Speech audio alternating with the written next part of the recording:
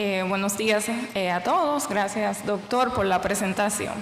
El tema que me corresponde compartir con ustedes en estos minutos es el seguimiento más allá de la enfermedad coronaria. Para contextualizar el marco epidemiológico, sabemos que la enfermedad coronaria sigue representando la principal causa de muerte en todo el mundo. Aún en una metrópoli desarrollada, la enfermedad coronaria, sobre todo, cobra 7.2 millones de vidas y afecta a 126 millones de individuos alrededor del mundo. Es la causa de la muerte en 38% de las mujeres y 44% de los hombres a nivel mundial. Sabemos que en los últimos años se han hecho muchas intervenciones para el tratamiento de la enfermedad coronaria y que se ha conseguido, sin lugar a duda, una reducción de la mortalidad, sobre todo de la mortalidad a corto plazo, como quiero esquematizar en este gráfico, donde vemos una reducción de casi un 3% en cuanto a la mortalidad, sobre todo en los primeros 30 días. Estas medidas se han conseguido con el desarrollo, además del desarrollo de la prevención primaria y el uso más extensivo que hay de la terapia con estatinas. Se han hecho esfuerzos por la reducción de la demora del tiempo en traslado con los triajes prehospital,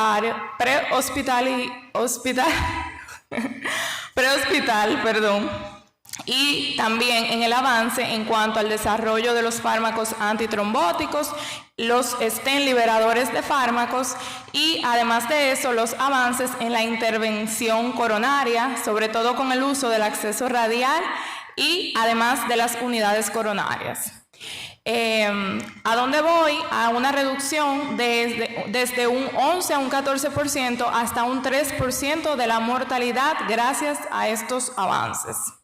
Sin embargo, si nos fijamos en cuanto a la mortalidad a largo plazo, vemos cómo esta curva no ha variado en los últimos años. Sobre todo, luego de los 3 años de un evento coronario agudo, la mortalidad sigue siendo alta, compuesta sobre todo, además de recurrencia de eventos coronarios, infartos, además de eso, muerte por eventos cerebrovasculares y muerte por cualquier causa, continúa representando hasta un 36% de la muerte en los pacientes con antecedentes de enfermedad coronaria. ¿Y a dónde voy con todo esto? Voy a hablar de que la enfermedad coronaria solamente es la cúspide de un sinnúmero de factores o un sinnúmero de riesgo residual que no estamos tratando con el simple hecho de tratar una enfermedad severa o significativa con medidas de intervención percutánea o quirúrgica. Existe un riesgo residual, como hemos representado, debajo de la cúspide de este iceberg, donde existen factores de riesgo que no se tratan solamente con el hecho de intervenir la arteria obstruida. Y es aquí donde quiero hacer énfasis el día de hoy, en el tratamiento más allá de la enfermedad coronaria, en tratar el riesgo residual. Con el respeto que se merecen todos los cardiólogos intervencionistas, que admiro y respeto mucho, el tratamiento de una lesión vía percutánea o vía quirúrgica es una medida simplemente pasiva. La parte activa es esta parte donde los cardiólogos clínicos tenemos que crear un impacto y es a través de... El doctor García Lito se ríe. Sí, realmente el simple hecho de tratar la enfermedad clínicamente evidente o clínicamente significativa es la medida más pasiva en cuanto a este continuum. Esta parte es para nosotros la parte más retadora, pues incluye, además de aspectos conductuales del paciente, aspectos sociales, aspectos culturales y aspectos de los sistemas de salud, por lo que a nosotros se nos hace el juego pesado. Intervenir el estilo de vida, el uso de fármacos o del tratamiento cardioprotector, el control óptimo de los factores de riesgo es sin duda la piedra angular de la prevención secundaria. Yo quiero hablar un poco de algunas medidas y algunos aspectos que podemos utilizar para intervenir en estos factores de riesgo. Por ejemplo, el tabaquismo es sin duda, como sabemos, de los principales factores de riesgo cardiovasculares modificables que presentan los pacientes con enfermedad coronaria sobre todo aguda, que es la que más nos estamos enfocando. El tabaquismo representa el 51% de la causa de eventos recurrentes después de un primer evento aterosclerótico, incluyendo los eventos coronarios y los eventos cerebrovasculares. Sabemos que aún dejando de fumar, el paciente que ha tenido un evento cardiovascular tiene en los primeros 2 años 17% más riesgo de tener un evento recurrente que los pacientes no fumadores, y que ya después de 3 años de dejar de fumar, el riesgo se iguala a los de los pacientes no fumadores. Por lo tanto, desde el mismo evento índice o la hospitalización del paciente, se deben de utilizar medidas para tratamiento. Esas medidas incluyen, como sabemos, consejería conductual, apoyo de psicoterapia, además incluye tratamiento farmacológico, dentro de los cuales se encuentran los medicamentos con efecto en el sistema nervioso central, sobre todo el bupropión y la vareniciclina. Esta última, bien estudiada y segura, que se puede usar en el contexto de los síndromes coronario agudo. Y el tratamiento de reemplazo de nicotina, sabemos que de todas formas, proporcionados vía oral, vía transcutánea, también están avalados para el abandono del hábito. Existen otras herramientas, por ejemplo los cigarrillos electrónicos, que hace unos años se ha extendido el uso como una medida benigna para dejar el hábito. Pero sabemos, si vemos la tabla de la derecha suya, que un paciente que usa cigarrillo electrónico de forma diaria tiene 1.7, o sea, casi 2 veces más riesgo de tener un infarto que un paciente no fumador. Y si comparamos el paciente que fuma cigarrillo tradicional, el riesgo es prácticamente cercano, un 2.7%, como hemos señalado, para el paciente que usa cigarrillo de forma diaria.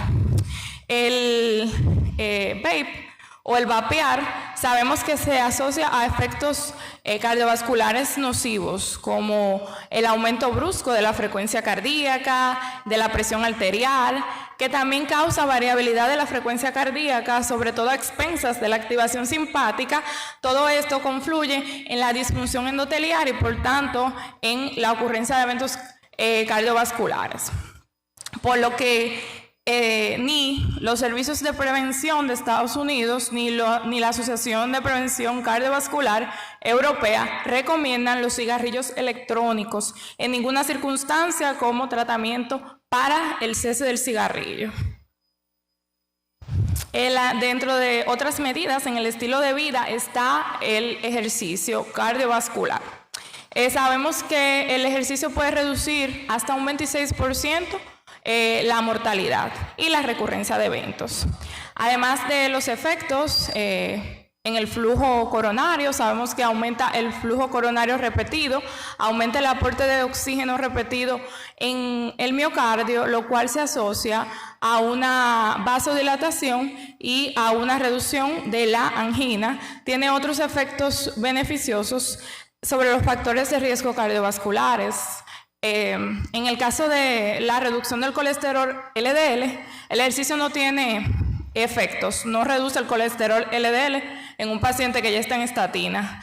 Sí sabemos que modifica la molécula de colesterol LDL, aumenta los niveles de colesterol HDL, reduce los niveles de triglicéridos y además de eso aumenta el consumo de glucosa por el músculo. También se sabe que el ejercicio tanto aeróbico como de resistencia puede reducir los niveles de presión arterial sistólica desde un 2 a 4 milímetros de mercurio y la presión diastólica hasta 3 milímetros de mercurio. Y obviamente la respuesta cardiorrespiratoria al ejercicio, incluso en pacientes sin enfermedad coronaria, tiene un valor pronóstico bien importante. En cuanto a la dieta, las medidas de dieta también han demostrado tener un efecto protector en la recurrencia de eventos secundarios. Las dietas cardiosaludables como la mediterránea, la DASH y la vegetariana se han estudiado y está recomendado a todos los pacientes que han tenido un evento cardiovascular y se ha mostrado que reduce significativamente la tasa de eventos recurrentes. En cuanto a la restricción calórica, los pacientes con obesidad requieren de dietas de restricción calórica para la pérdida de peso, que sabemos que la obesidad es por sí un factor predictor de mal pronóstico luego de un evento coronario. La cirugía bariátrica, lamentablemente, los estudios que evaluaron el impacto de la cirugía bariátrica en la prevención de eventos cardiovasculares excluían a los pacientes que habían tenido antecedentes de infarto. Por lo tanto, no conocemos el efecto que tenga en la prevención de eventos, pero si extrapolamos que los pacientes en prevención primaria, que ha demostrado reducir la aparición de eventos, sabemos que en la población de prevención secundaria también se podría conseguir el mismo efecto. Vamos a pasar a hablar un poco de los tratamientos farmacológicos que han mejorado o han mostrado mejorar la sobrevida de los pacientes con enfermedad coronaria. Y claro que debemos de comenzar hablando con la piedra angular del tratamiento médico farmacológico, que son las estatinas. Y sabemos ya que el precepto del efecto pleiotrópico de las estatinas es un efecto que le queremos brindar a todos los pacientes independientemente de la reducción de la cantidad de colesterol LDL. Pero ya recientemente, en el año pasado, se ha establecido que el objetivo no sea el uso únicamente de estatinas, y en pacientes que no pueden tolerar las estatinas por los efectos adversos que conocemos, el objetivo debe de ser llevar el colesterol LDL al nivel más bajo. Incluso el precepto de que mientras menos LDL mejor es realmente cierto, y eso se ha demostrado en muchos estudios emblemáticos. El paciente luego de un evento, se ve el puntero, pero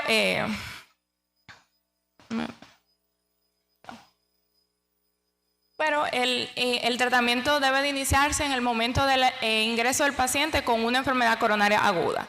Sabemos que depende si el paciente estaba previamente en estatinas o si el paciente utilizaba las estatinas en dosis no de alta intensidad.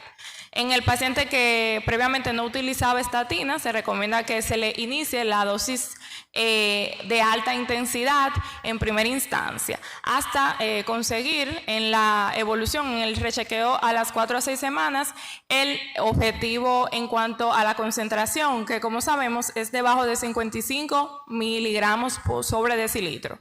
El paciente que estaba en estatina de dosis de intensidad baja a moderada, se recomienda que la intensidad se aumente a alta sin importar el valor que tenga de LDL. En pacientes que se van a iniciar por primera vez en tratamiento hipolipemiante, sabemos que también ya existe evidencia de que se puede iniciar terapia combinada tanto con estatina como ezetimibe, si sobre todo se prevé que la reducción solamente con estatina del nivel al objetivo óptimo no se va a conseguir en el tiempo estipulado. En esos pacientes, aunque con una recomendación baja, 2B, ya están los datos del estudio IMPROVE que se pueden comenzar al mismo tiempo estatina y ezetimibe. En cuanto a los pacientes que estaban en dosis tolerada o la dosis de alta intensidad de estatina, y que se conseguía el objetivo al momento de chequear el perfil lipídico, se recomendaba seguir el mismo tratamiento en el primer evento, claro. Pero si el paciente no estaba en el objetivo de valor de LDL, se recomienda que a ese paciente se le agregue ezetimibe. Si se consigue el objetivo, entonces se deja la terapia combinada, pero si el objetivo no se consigue con estatina y ezetimibe, la recomendación es agregarle un inhibidor de la PCSK9. Si el paciente de 4 a 6 semanas se establece un valor ya objetivo, el rango, lo recomendable es que se quede con la misma terapia, no que se decale. Eso se ve mucho, que el paciente llega con el perfil lipídico y nos dice: doctora, pero yo tengo el colesterol en 40, no me puede bajar ese medicamento que yo he escuchado que le hace daño al hígado. Esa propaganda maliciosa que todos tenemos que luchar con ella. Entonces, lo recomendable es que el paciente se quede con la misma dosis que le llevó al objetivo, ¿verdad? Yo misma he cometido mucho a veces el error de caer también en la recomendación del paciente y reducírselo, y realmente cuando se rechequea el objetivo no se mantiene cuando decalamos el paciente. Entonces, en pacientes que tienen un segundo evento, que puede ser del mismo tipo, por ejemplo, un evento coronario o un evento cerebrovascular, cualquier evento dentro de los primeros 2 años del evento índice, la recomendación es que este valor de colesterol LDL se mantenga por debajo de 40. Eso es una recomendación realmente baja, pero ya está estipulado que se ha visto que el riesgo de recurrencia a un tercer evento es menor cuando la cantidad o la concentración de LDL está por debajo de 40. Entonces pasamos a hablar otros tipos de medicamentos cardioprotectores en la enfermedad coronaria, son los betabloqueantes. Los betabloqueantes tienen beneficio claro, sobre todo en los pacientes con función ventricular por debajo de 40%. Ya en los pacientes que tienen función ventricular con fracción de eyección preservada o normal, el uso está a juicio clínico. Ellos lo recomiendan que si es considerable utilizarlo, pero los estudios que tenemos disponibles de donde partieron las recomendaciones, hay que tener en cuenta que fueron estudios realizados antes de la era de reperfusión, donde no había beneficio de los betabloqueantes con fracción de eyección de bajo 40%. Pero sin embargo, ya hoy en día hay muchos estudios prospectivos, aquí menciono 4, que están estudiando si por encima de 40% los betabloqueantes tienen error en la reducción de la mortalidad luego de un infarto. Los bloqueadores hormonales, dentro de estos los bloqueadores de la enzima convertidora de angiotensina, tienen también utilidad y han demostrado reducción de mortalidad, y debe de ofrecérsele a todos los pacientes que se presentan con enfermedad coronaria aguda con una función ventricular debajo de 40%, que sean diabéticos, que sean hipertensos o que tengan enfermedad renal crónica. Los bloqueadores de la aldosterona también tienen beneficios y están recomendados con un nivel de evidencia alto en los pacientes con función ventricular debajo de 40% o con pacientes diabéticos luego de un infarto. Estos pacientes deben de tener bloqueo del sistema o del eje hormonal. Se preguntaron también si los efectos beneficiosos del sacubitril con valsartán también pueden ser extrapolados en los pacientes que han tenido o que tienen una disfunción ventricular secundaria a un infarto agudo al miocardio. Entonces, ¿qué responde esta pregunta? Que realmente no. Se estudió en el estudio Paradise, se estudió el sacubitril con valsartán comparado con la molécula activa, el ramipril, y realmente no hubo ninguna diferencia en cuanto a la mortalidad, a las fallas sintomáticas, hospitalizaciones. Por lo tanto, la recomendación sigue siendo al que tolera un IECA, darle su IECA. Algo muy importante, el tratamiento de la diabetes. Existe, o todos conocemos el precepto de que diabetes es sinónimo de enfermedad aterosclerótica, que sabemos es bien cierto y que hay mucha evidencia de eso. Pero en los pacientes diabéticos, la enfermedad aterosclerótica se desarrolla 10 años antes que la población general. Sabemos que es necesario intervenir en el tratamiento de la diabetes, aunque solemos referir a los pacientes a ser manejados por endocrinólogo. Yo creo que la diabetes es como factor de riesgo cardiovascular que manejamos sus complicaciones. Nos podemos dar la mano alegre nosotros también de manejar los pacientes diabéticos. Por lo que sabemos de las estadísticas, aún en países desarrollados, solo 2 de 10 pacientes diabéticos tienen medicamentos que han demostrado tener efectos cardioprotectores. Por lo tanto, la iniciativa de la Asociación de Diabetología Americana, la ADA, ha recomendado o ha puesto en marcha la campaña Mire más allá del control de la hemoglobina glicosilada, para hacer énfasis en que a los pacientes diabéticos no solamente se le deben de estipular medidas para el control glicémico y de la hemoglobina glicosilada, pues los estudios muestran que aún en valores de hemoglobina glicosilada debajo de 7, los pacientes siguen reinfartándose y haciendo eventos cardiovasculares recurrentes. Por lo tanto, la estrategia actual es que nos ganemos el corazón y las mentes de los pacientes utilizando medicamentos que han mostrado efectos sobre la protección cardiovascular. ¿Y cuáles son estos medicamentos? Sabemos que los ISGLT2 y los agonistas GLP-1 son estos medicamentos. En el caso de los SGLT2, estos están indicados en pacientes que tengan enfermedad cardiovascular ya establecida, en pacientes que tengan factores de riesgo para enfermedad cardiovascular y en pacientes con nefropatía diabética. En el caso claro de los pacientes diabéticos tipo 2. En el caso de los GLP-1, agonistas GLP-1, están indicados en pacientes que tengan enfermedad aterosclerótica establecida, en pacientes que tengan múltiples factores de riesgo cardiovasculares o en pacientes diabéticos que tengan un BMI más de 27. Los efectos de los ISGLT2 sabemos que tienen muchos efectos tanto hemodinámicos, cardiovasculares como renales, pero en sí no actúan sobre la placa aterosclerótica, sino que la prevención o la protección contra eventos lo hacen a través de estos efectos hemodinámicos. Esos son un resumen de un metaanálisis donde comparó los 3 medicamentos, los 3 ISGLT2 que están actualmente indicados, que han mostrado disminución de eventos cardiovasculares, que son la empaglifosina, la canaglifosina y la dapaglifosina. Incluso en el evento agudo ya hay estudios que soportan que se pueden utilizar los ISGLT2 en pacientes post-infarto. Aquí este estudio que se publicó recientemente, este estudio comparó la empaglifosina versus placebo en pacientes con un infarto agudo. El objetivo primario a 26 meses era la reducción del NT-proBNP y el objetivo secundario era la mejoría de los parámetros hemodinámicos.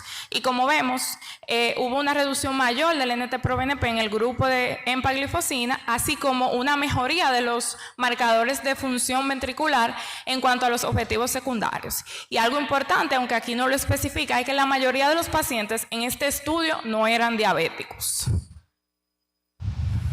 Ya casi para terminar, la hiperuricemia, sabemos desde Framingham que la hiperuricemia es un factor de riesgo para enfermedad cardiovascular.